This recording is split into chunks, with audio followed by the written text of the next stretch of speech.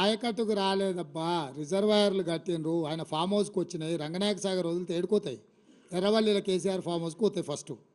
Second thing, ఆయన distribution canals వేయకుండా ఆయకట్టుకు నీళ్లు రావు.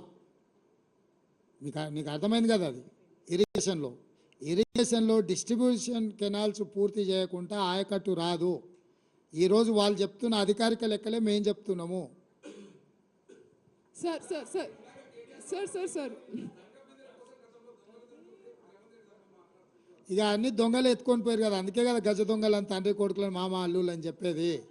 అంటే తెలంగాణ లంకె బిందెల్లాగా ఉండే, ఆ లంకె బిందెలను దొంగతనం చేసి మట్టి కుండలు తీసుకొచ్చి పెట్టారు తండ్రి కొడుకులు కలిసి. అది ఇక్కడ జరిగింది. సార్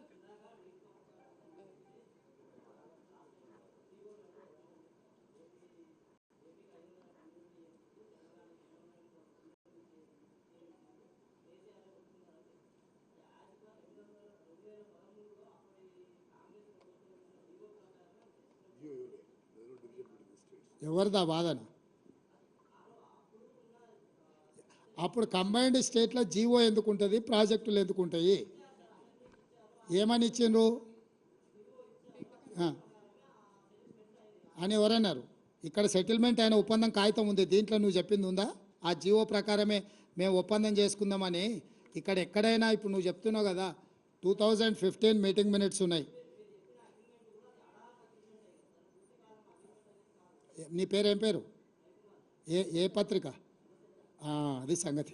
ఇక అదొక్కటి చాలు, ఇక నీకేం సమాధానం చెప్పాలి అనేది. ఇప్పుడు ఇవన్నీ ఉమ్మడి రాష్ట్రంలో అన్యాయం జరుగుతున్నాయనే రవికుమార్ తెలంగాణ రాష్ట్రం ఇచ్చింది. వచ్చినోడు కూడా గదే పని చేయనీకొస్తే ఇక ఆయన ఎందుకు రవికుమార్? పాపం ఇప్పుడు నేను అదే చెప్పిన, మేనేజ్మెంట్ని బట్టి మన వాదన ఉంటుందని.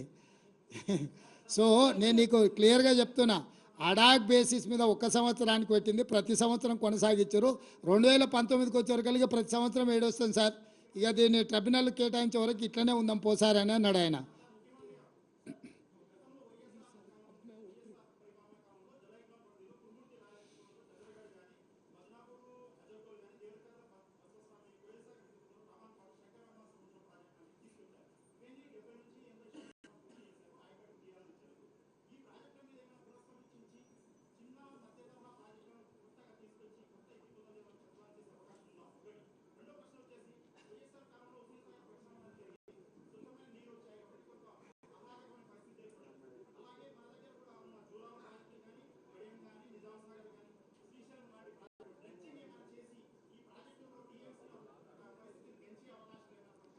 మీరు ఒక వినతి పత్రం ఇవ్వండి, మీరు చెప్పింది బాగుంది, తప్పకుండా వాటిని పరిశీలించి ప్రభుత్వం నిర్ణయం తీసుకుంటుంది.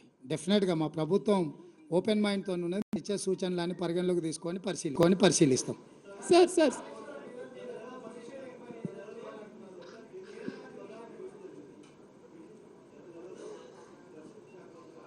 अभी इसके बाद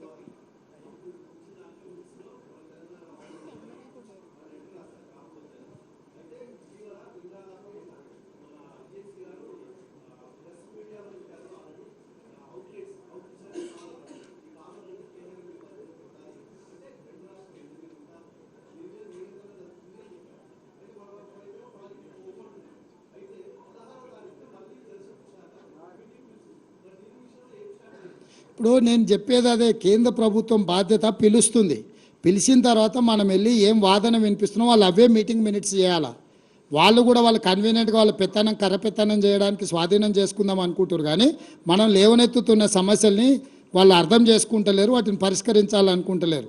ఇప్పటి దగ్గర నేను చెప్పిందంతా అదే, వాళ్ళు మీటింగ్లకు వెళ్ళాల్సిందే. ఇన్నేళ్ళు కేసీఆర్ మీటింగ్లకు పోకపోవడం వల్ల వాళ్ళు కొట్టుకుపోవాల్సినంత కొట్టుకుపోయారు. ఇప్పటి నుంచి ఏ మీటింగ్ పిలిచినా మేము వెళ్తాం, తెలంగాణ తరఫున బలమైన వాదన వినిపిస్తాం, తెలంగాణ హక్కులను కాపాడతాం. ఇది ఇంకా మా పాలసీ. Thank you.